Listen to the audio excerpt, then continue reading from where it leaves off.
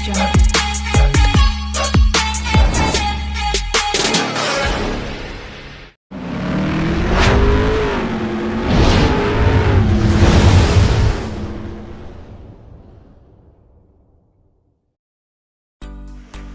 Friends, నమస్తే, సలాం అలైకుమ్. Welcome to Mughal kitchen.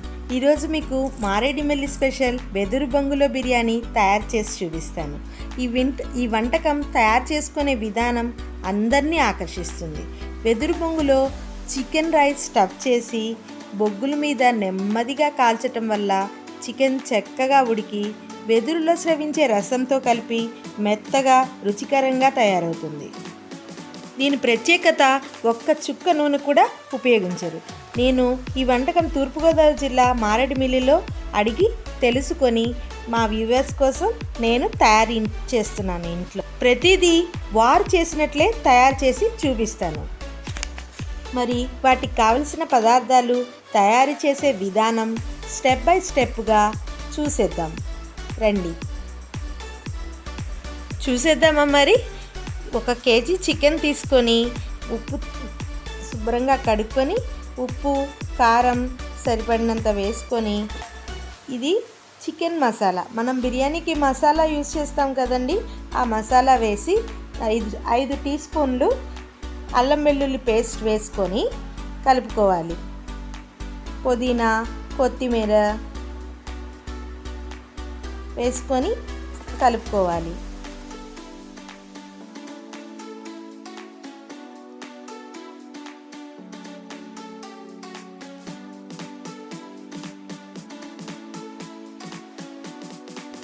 నేను 2 వెదురు బొంగుల్లో తయారు చేస్తున్నాను.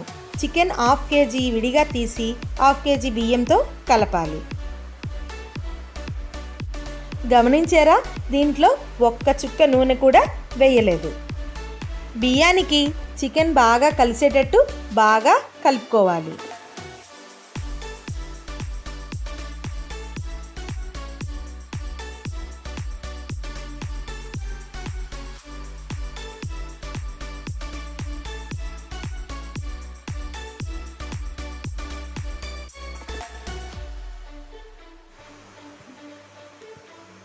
ఉప్పు, కారం కొంచెం తగ్గినట్టు అనిపిస్తే ఉప్పు, కారం, మళ్ళీ మసాలా యాడ్ చేశాను. పూర్తిగా కలుపుకొని వెదురు బొంగుల్లో నింపుకోవాలి. ఇవి మారేడుమిల్లి నుంచి తీసుకొచ్చిన బొంగులు. కలుపుకున్న దాన్ని వెదురు బొంగుల్లో నింపుకోవాలి.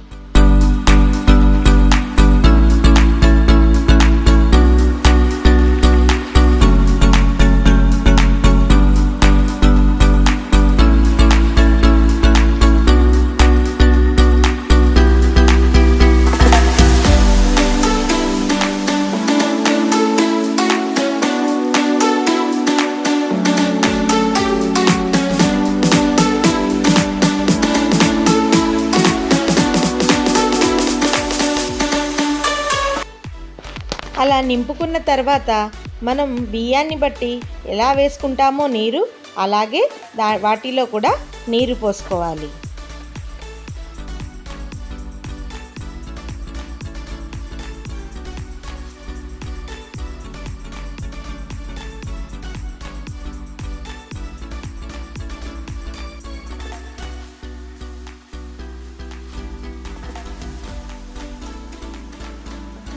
అలాగే రెండో వెదురు బొంగు కోసం మిగతాది కూడా అలానే కలుపుకొని దాంట్లో స్టఫ్ చేశాను.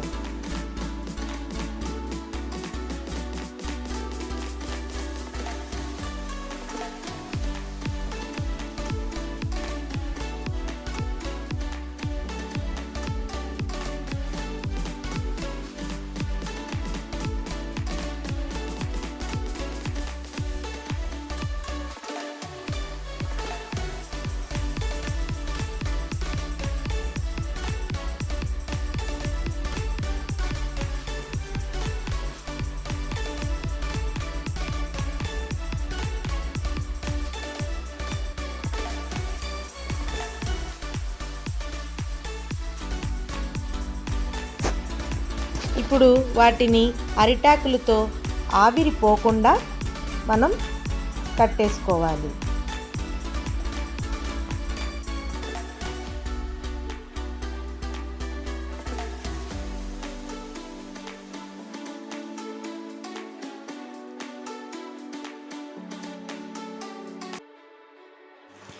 ఇప్పుడు కట్టెల పొయ్యి సిద్ధం చేసుకొని దాని మీద మనం ఈ వెదురు బొంగుల్ని పెట్టుకోవాలి. ఈ వెదురు బొంగులు ఎక్కడ దొరుకుతాయి, మనం ఎలా వండుకుంటాం అని ఆలోచిస్తున్నారా? ఇది విజయవాడలో కూడా దొరుకుతాయి. మీకు మెయిన్ సిటీస్లో కూడా మనం రెస్టారెంట్స్లో అడిగితే ఇస్తారు. విజయవాడలో అయితే అడ్రస్ నేను డిస్క్రిప్షన్లో ఇస్తాను, ఒకసారి చూడండి. ఫ్రెండ్స్, మా వీడియో చూసి ఒక లైక్ ఇవ్వండి. మాకు మీకోసం ఎన్నో వీడియోలు చేయాలనిపిస్తుంది. మరింత ఉత్సాహంగా మరిన్ని వీడియోలతో మీకు దగ్గరవుతాం. ఇలా కట్టెల పొయ్యి మీద కాల్చడం 30 నిమిషాలు పట్టింది. అంటే ఖచ్చితంగా అరగంట పట్టింది. అరగంట తర్వాత ఉడికిపోయింది.